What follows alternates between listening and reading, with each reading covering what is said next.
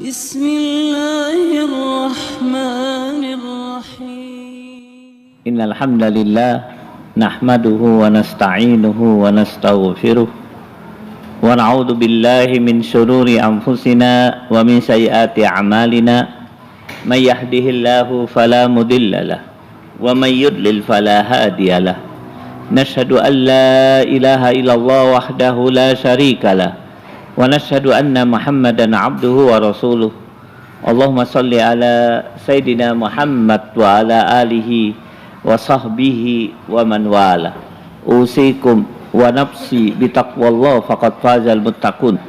Wa qad qala ta'ala fi kitabihil aziz, ya ayyuhalladina amanu taqullaha haqqa tuqatih wa la tamutunna illa wa antum muslimun wa ba'd. Ikhwan fillah rahimakumullah, alhamdulillah pada kesempatan malam ini kita bisa berjumpa. Mari kita berdoa kepada Allah Subhanahu wa taala, semoga perjumpaan ini memberikan manfaat bagi kita semuanya. Mari kita berdoa kepada Allah Subhanahu wa taala, semoga perjumpaan ini memberikan manfaat bagi kita semuanya. Saya wasiatkan pada diri saya juga pada semuanya, marilah kita tingkatkan takwa kepada Allah Subhanahu wa taala. Pada kesempatan kali ini kita akan membahas satu ayat yang terdapat di dalam surat 7 ayat 35. Ya bani Adam, imma ya'tiyannakum rusulun minkum yaqussuna alaikum ayati famanittaqa wa aslaha fala khaufun alaihim wala hum yahzanun. Ya.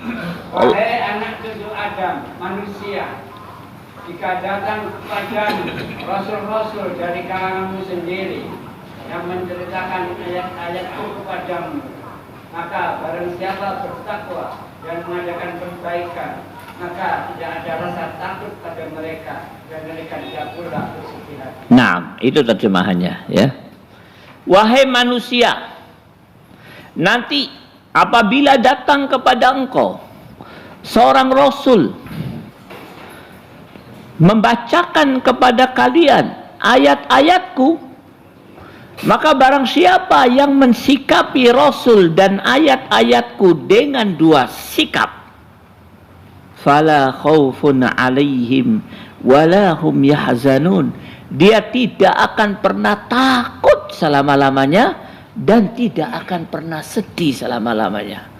Gabungan antara tidak takut dan tidak sedih itu namanya as-sa'adah, kebahagiaan. Orang takutan, tidak takut tapi sedian, tidak bahagia. Tidak sedih tapi takutan, tidak bahagia.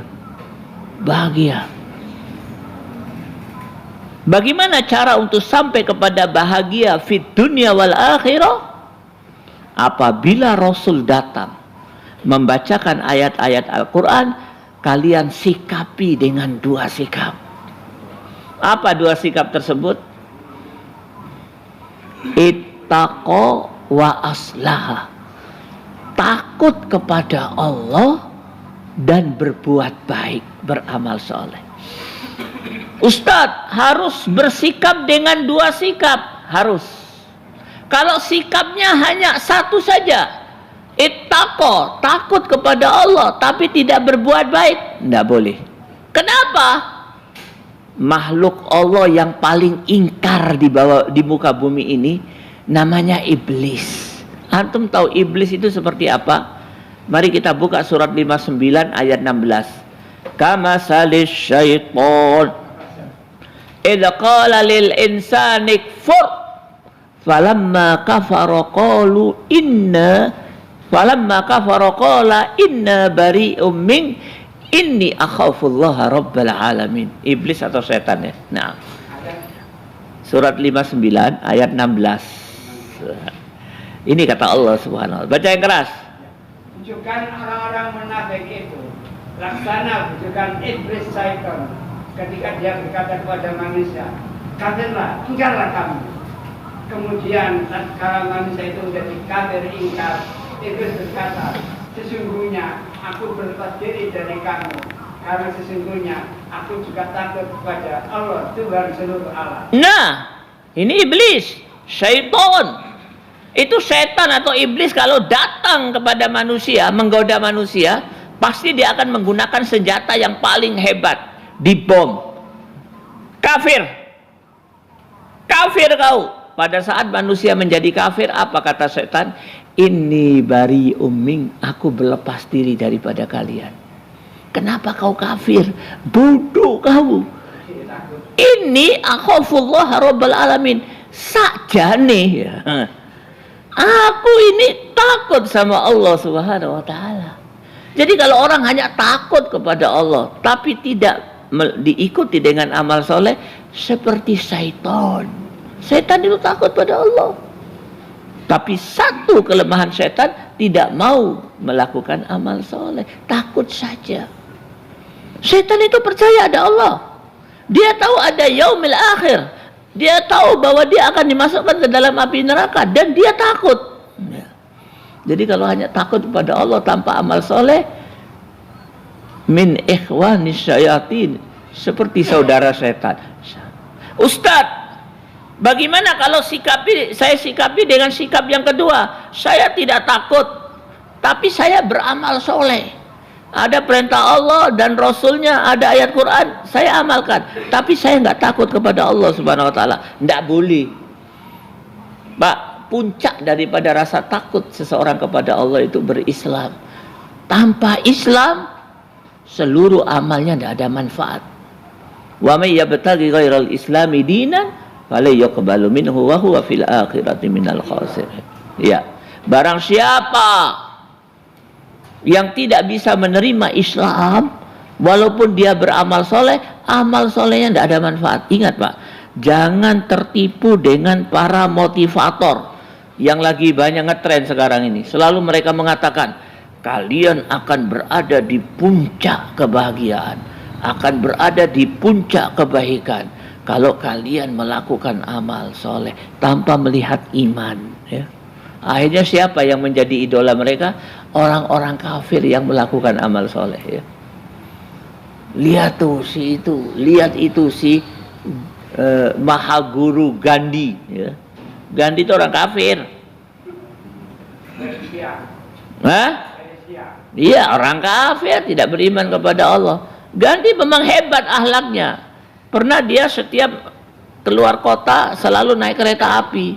Dan kereta apinya kelas yang paling murah, kelas 3. Ditanya sama muridnya, guru, kenapa kau naik kelas 3? Kau kan guru kami, orang hebat. Apa kata dia? Karena nggak ada kelas 4. Tapi dia tidak beriman kepada Allah, tidak menerima Islam. Tidak ada manfaatnya. Antum tahu, orang kafir, siapapun dia, Nasrani, Yahudi, Hindu, Buddha, apapun agamanya, ini kalau mati tidak ada yang dilakukan kecuali satu. Apa itu? Buka surat 15 ayat 2. Rubbama yawaddul ladina kafaru law kanu muslimin. Rubbama yawaddul ladina kafaru law kanu muslimin. Baca agak 2. Orang kafir, kadang-kadang orang kafir nanti di akhirat menginginkan sekiranya mereka dahulu di dunia jadi orang muslim. Nah, orang kafir kalau mati tidak ada yang dilakukan kecuali satu, penyesalan. Dan tidak ada yang disesalkan kecuali satu, ya Allah, kenapa aku waktu hidup tidak menjadi orang Islam? Karena aku tidak menjadi orang Islam, seluruh amalanku runtuh, tiada nilai di hadapan Allah Subhanahu wa taala. Walaupun dia tukang nyumbang nomor wahid di muka bumi ini, orang yang paling kasih sayang terhadap manusia, tapi hilang semua amalnya. Jadi kesimpulannya harus mensikapi Al-Quran dan Nabi dengan 2 sikap. Ittaqa wa aslah. Takut kepada Allah, kemudian diikuti dengan amal soleh. Itulah Islam. Itulah iman. Itulah tugas utama hamba Allah Subhanahu wa taala. Ustadz, di antara 2 ini mana yang penting? Para ulama sepakat yang penting memang takwa, ya. Takut kepada Allah. Seorang ulama mengatakan, man khafallah dallahul khawfu ala kulli khair. Barang siapa yang takut kepada Allah, maka perasaan takut kepada Allah akan membawa dia melakukan segala kebaikan. Tapi kalau tidak ada rasa takut kepada Allah, dia tidak akan pernah bisa melakukan kebaikan. Takut kepada Allah. Makanya Umar bin Al-Khattab,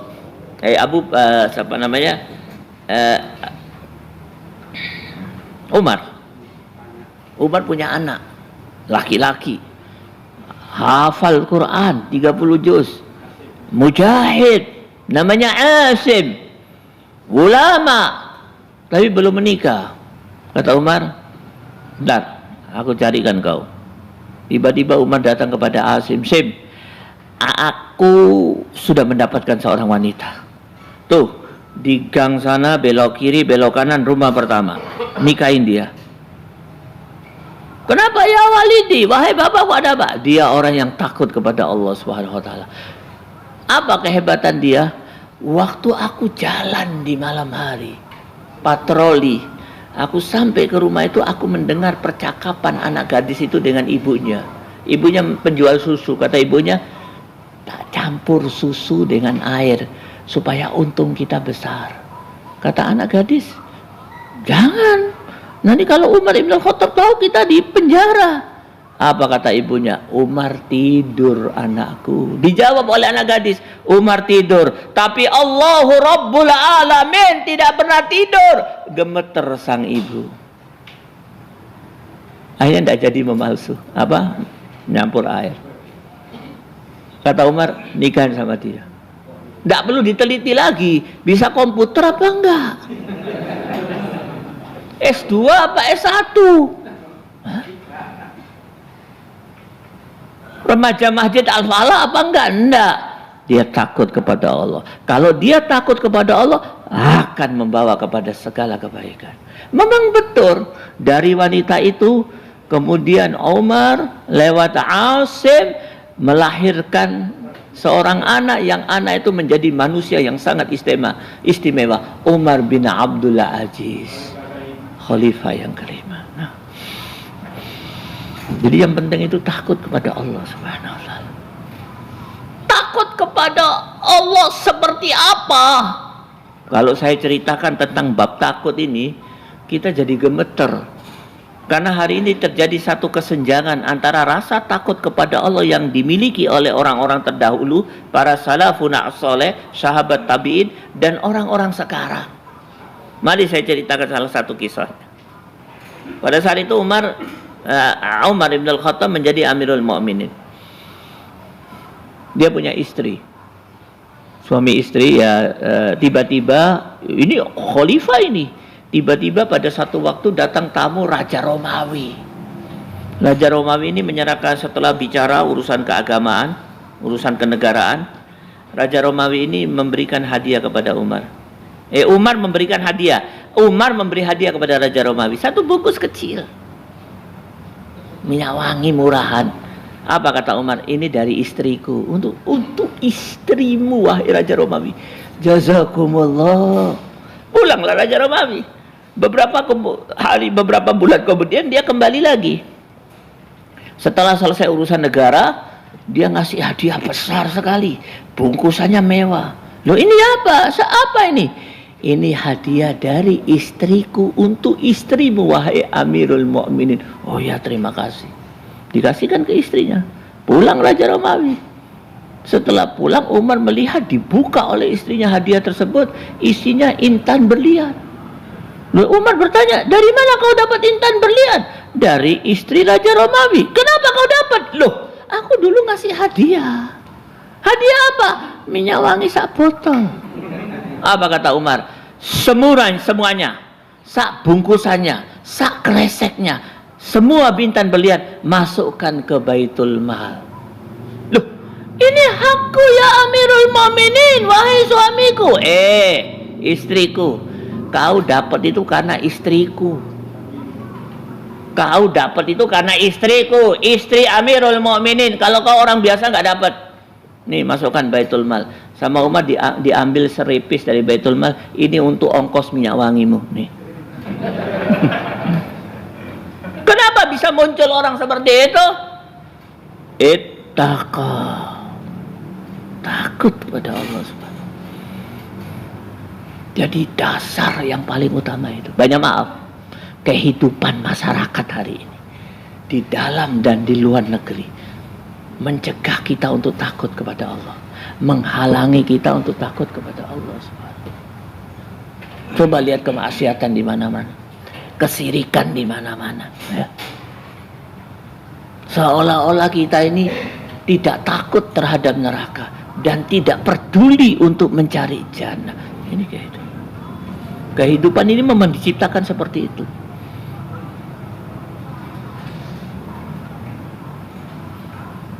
Iman fiddin rahimakumullah. Maka nasihat saya, pupuk rasa takut kepada Allah Subhanahu. Yang dibutuhkan oleh umat hari ini bukan ulama. Ulama banyak. Setiap tahun itu Saudi Arabia mengeluarkan syekh, jegrek 1000 syekh, jegrek 2000 syekh. Antum kalau umroh di Masjidil Haram, belok kiri nabrak syekh, ke kanan nabrak syekh, mundur kena syekh banyak. Ulama tidak kurang. Hafidul Quran, saya berani katakan setiap tahun 1 juta hafidul Quran muncul di muka bumi ini, bahkan lebih. Di Indonesia saja ratusan ribu setiap tahun. Ulama tidak kurang, hafidul Quran tidak kurang, orang kaya yang selalu infak tidak kurang. Yang kurang adalah satu, mereka yang takut kepada Allah Subhanahu wa ta'ala. Pak, ulama kalau nggak takut kepada Allah menjadi bandit perjuangan.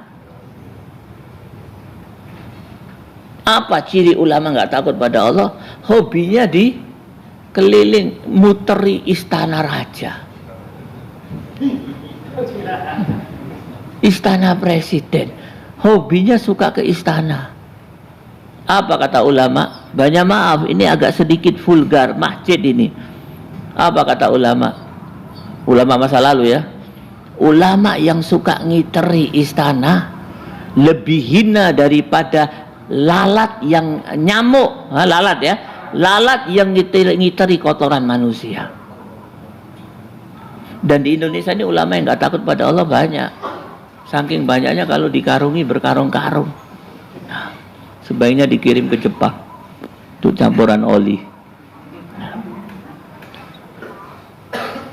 Krisis rasa takut kepada Allah Subhanahu wa ta'ala. Mari kita lihat anak-anak kita. Hafal Quran? Hafal. Bahasa Arabnya Masya Allah, suaranya kayak Musari Rosid. Bahasa Arabnya kayak orang Arab, lulusan pondok pesantren.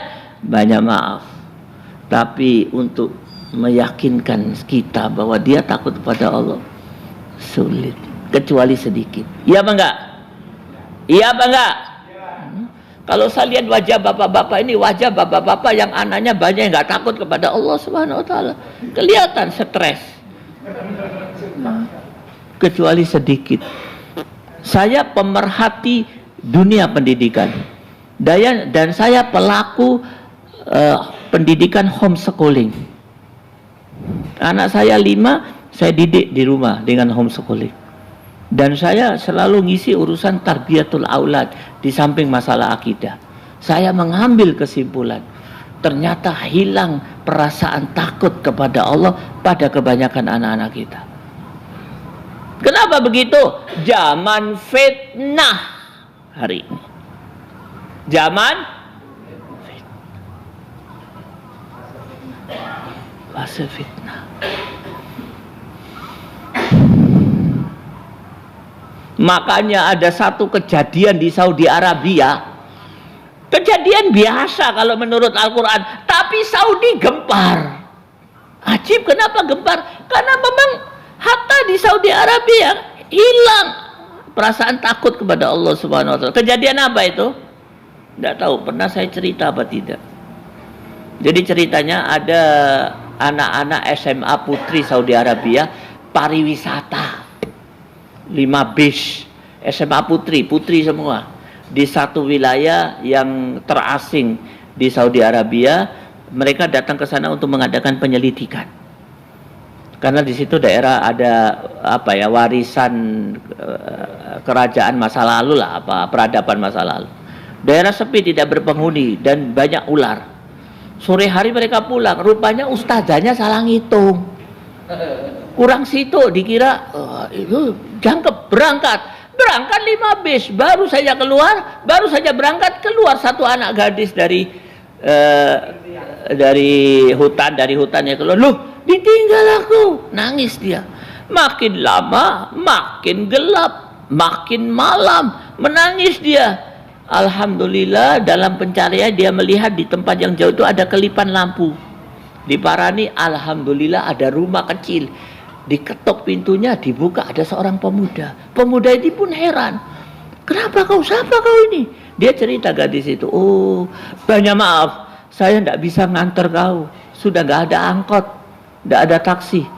Tidur di sini, nanti habis sholat subuh baru tak antar ke terminal, terus kau pulang ke rumahnya. Ya tidak apa-apa. Masuklah wanita tersebut. Rumah cilik 3x4 RSSS. Tidurlah sang pria pemuda ini di satu tepi ini, wanita di tepi ini, anak gadis ini. Dia takut karena dia tidak kenal dengan pria ini. Dia tutup seluruh tubuhnya dengan selimut sambil bawa kayu. Kalau pria itu dekat, tidak kenal, takut dia, gemetar dia.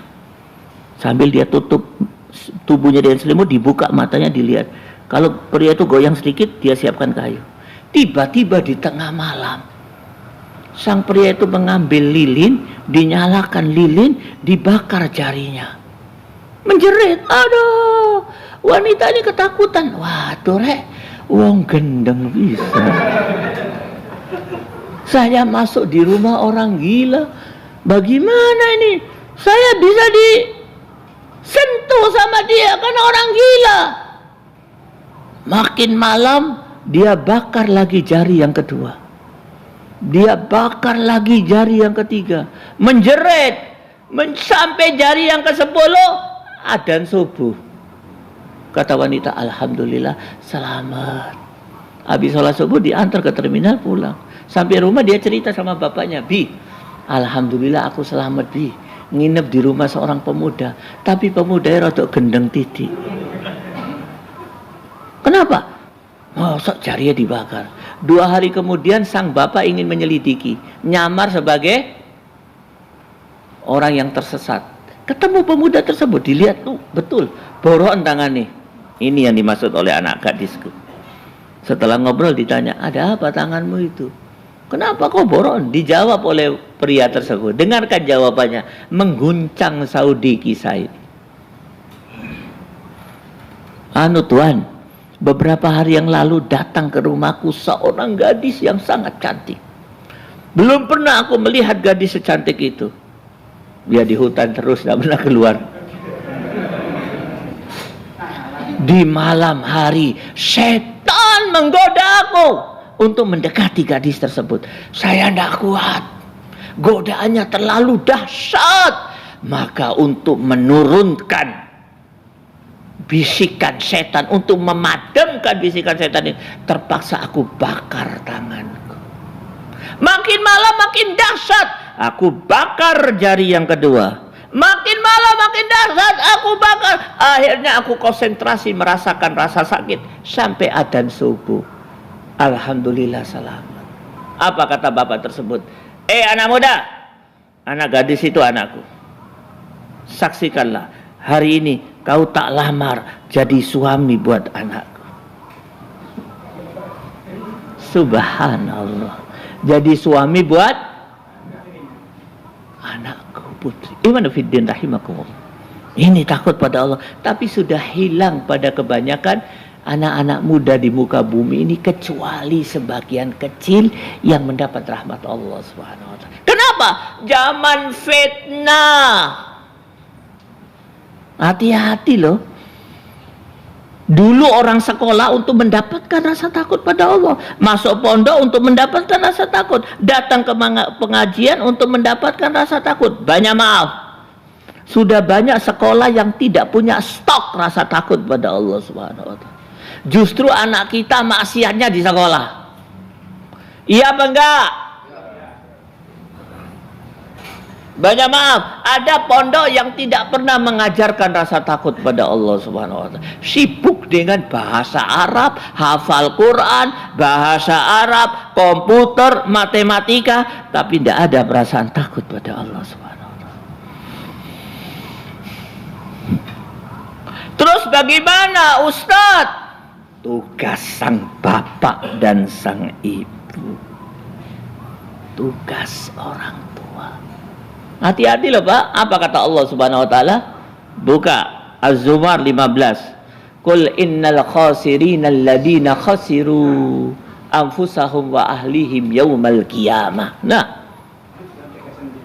ayat 15. Baca yang merdu, puisi. Jangan kalah dengan presenter Metro Tipu. Loh, kurang puisi. Yang masuk puisi. Maka sembahlah selain dia sesukamu, wahai orang-orang muslim. Katakanlah, sesungguhnya orang-orang yang rugi ialah orang-orang yang merugikan diri mereka sendiri dan keluarganya pada hari kiamat. Ingatlah, yang demikian itu merupakan kerugian yang sangat besar. Qul innal khasirina alladina khasiru anfusahum wa ahlihim yaumal qiyamah. Katakanlah, sesungguhnya orang yang rugi adalah orang yang memasukkan dirinya ke dalam api neraka dan memasukkan anak istrinya ke dalam api neraka. Bapak, ibu tapi ngajak anak ke api neraka.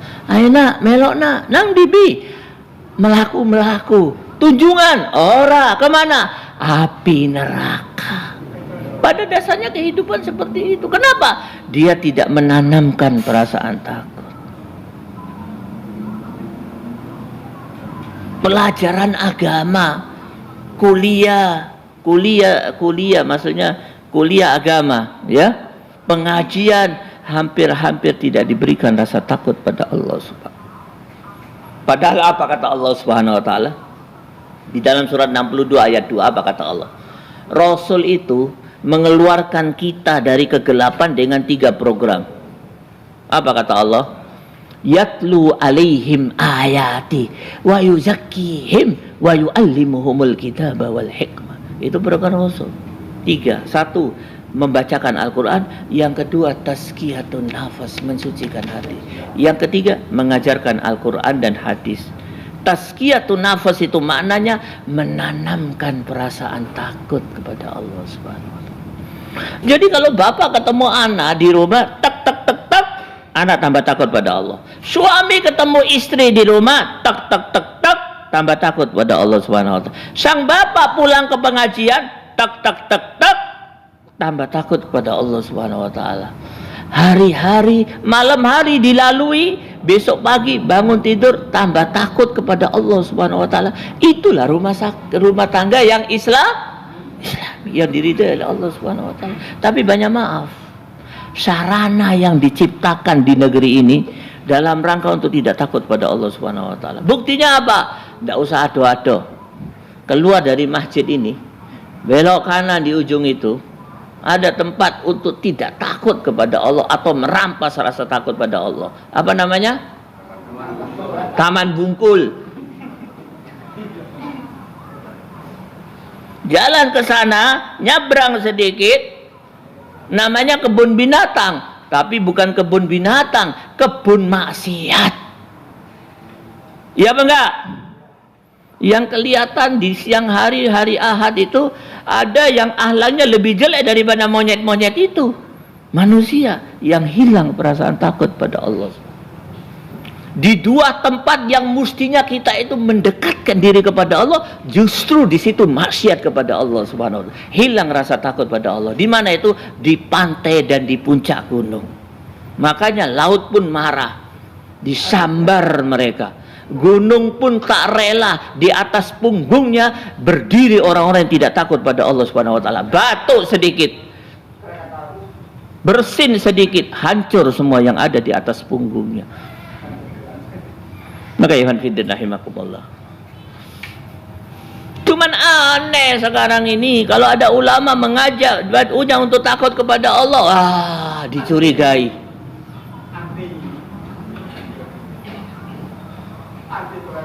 Maka iman fiddin rahimakumullah. Jadi sekali lagi kembali kepada apa yang saya sampaikan, apabila Nabi dan Rasul datang membacakan Al-Quran, kita harus memiliki dua sikap supaya kita bahagia selamanya.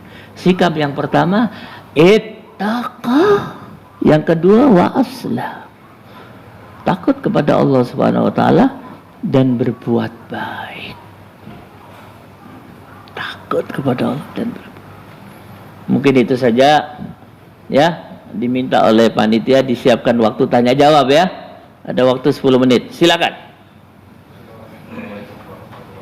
Waalaikumsalam.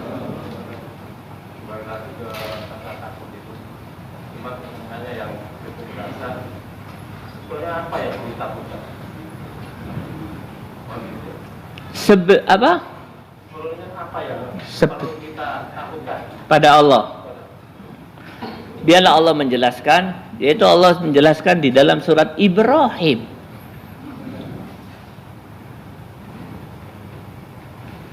Ayatnya ayat 14. Wa man khafa maqami wa khafa wa'idi. Yang harus ditakuti. Barang siapa yang memiliki sifat itu, maka Allah Subhanahu wa taala akan menjaga dia menghadapi orang kafir. Khafa maqami wa khafa wa'idi. Takut pada makom singgasana Allah. Yang kedua, takut pada ancaman Allah. Saya mulai dari ancaman Allah. Ancaman Allah siksaan di kuburan, neraka, penantian yang tiada henti, ya, nampak seperti tiada henti di hadapan pengadilan Allah, keadilan Allah, amal tangan-tangan akan menjadi saksi yang memberatkan di pengadilan Allah. Itu yang mestinya menambah rasa takut pada Allah. Wa'id. Yang kedua, makom, kesinggasanaan Allah. Allah memberikan sesuatu kepada kita, tapi kebanyakan kita mengingkari. Faham toh? Nah, perasaan takut itu perlu, ya. Makanya mari saya ngajak antum jalan-jalan ke satu pemandangan yang indah. Pemandangan itu bukan WBL, tapi pemandangan di jannah. Buka surah 52 ayat 25 sampai 27. Wa aqbala ba'duhum ala ba'di yatasaalun qalu inna kunna qablu fi ahlina musyfikin famannallahu alaina wa waqana adabas samun. Biar saya baca karena waktunya sedikit ya. Ya kayak yang keras. Dan sebagian mereka berhadapan satu sama lain, saling bersapa. Mereka berkata, sesungguhnya kami dahulu waktu berada di tengah keluarga kami merasa takut akan diazab oleh Allah. Nah, ayat ini menjelaskan ahli jannah itu banyak kenikmatan. Salah satu kenikmatan oleh Allah dipersilakan jalan-jalan silaturahmi ke ahli jannah yang lain. Itu kenikmatan di jannah.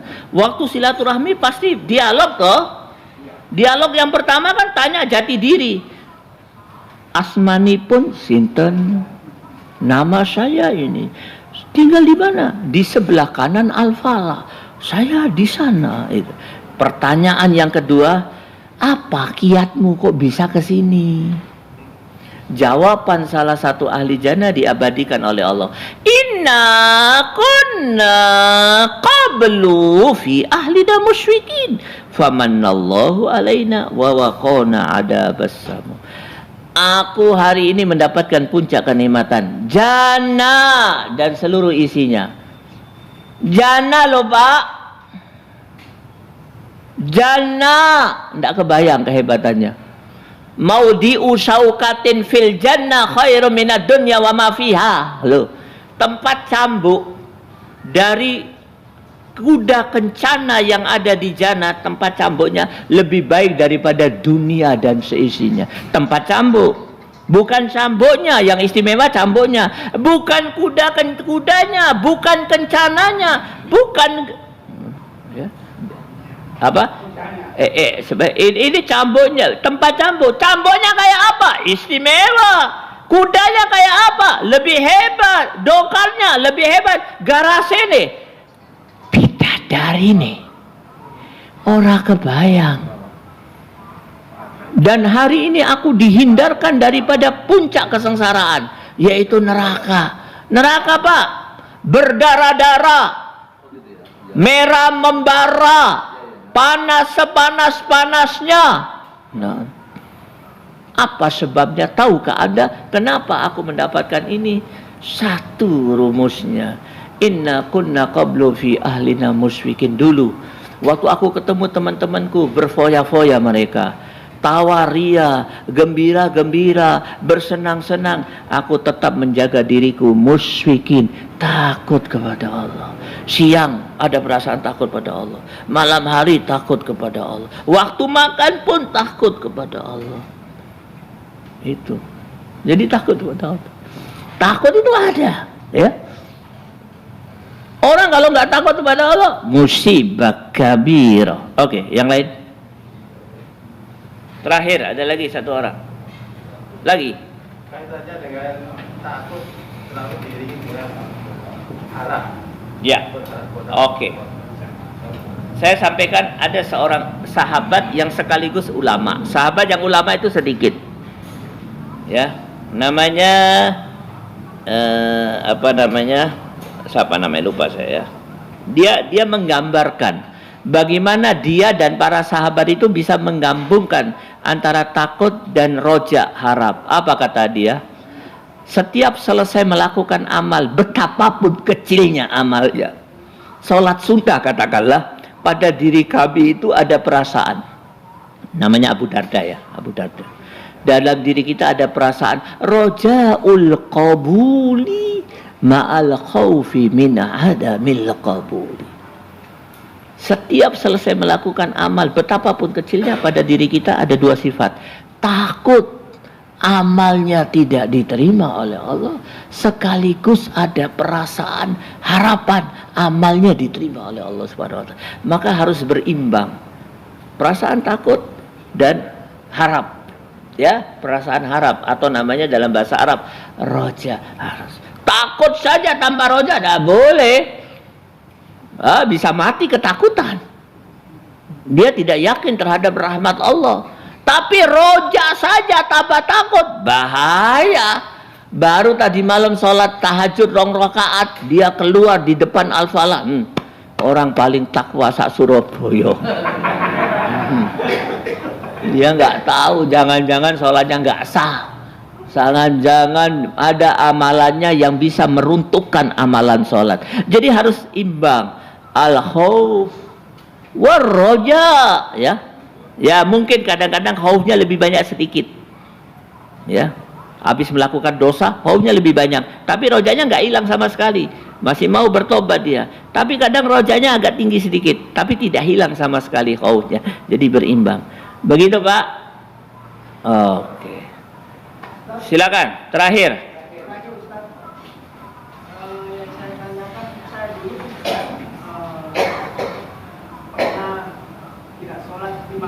Naam. Tapi setiap malam jam 2 Salat malam sebelum subuh saya merasakan getar di Naam. Setelah alhamdulillah saya bisa melakukan lebih tenang. Gimana? Ya, sudah bagus antum, berarti antum tobat. Maka sekarang antum ini termasuk orang yang sedang wa'anibu, kembali kepada Allah. Maka diperbanyak tobatnya supaya dosanya dulu diampuni oleh Allah Subhanahu wa taala. Ya. Lebih bagus mantan orang yang meninggalkan sholat daripada mantan orang yang ente sudah bagus, disyukuri. Bagaimana cara mensyukurinya? Perbaiki sholatmu dan minta bertobat terhadap kesalahan di masa lalu, baik tarkus sholat, meninggalkan sholat, atau kesalahan yang lain.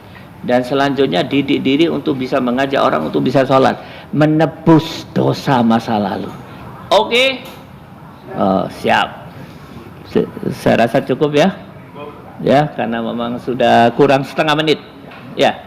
Mudah-mudahan apa yang saya sampaikan berikan manfaat bagi diri saya juga buat semuanya. Aku lu qouli hada wa astaghfirullaha lakum wa lisairil muslimina min kulli dambin fastaghfiru innahu huwal ghafurur rahim.